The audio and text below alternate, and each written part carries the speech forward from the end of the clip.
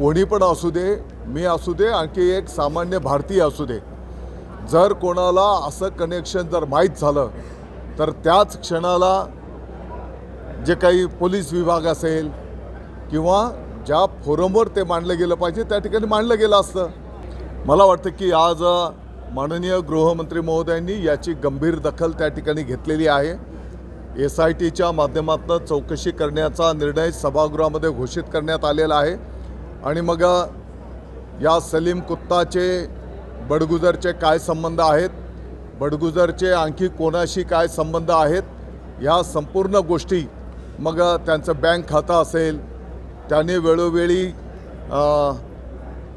काय काय कोणाकोणासाठी काय काय प्रयत्न केलेले आहेत, या सगळ्या गोष्टी या चौकशीच्या माध्यमातून पुढे येतील. आणि मला वाटतं की आणखी धक्कादायक बाबी या चौकशीच्या माध्यमातून महाराष्ट्राच्या आणि आपल्या संपूर्ण भारतवासियांच्या समोर येतील.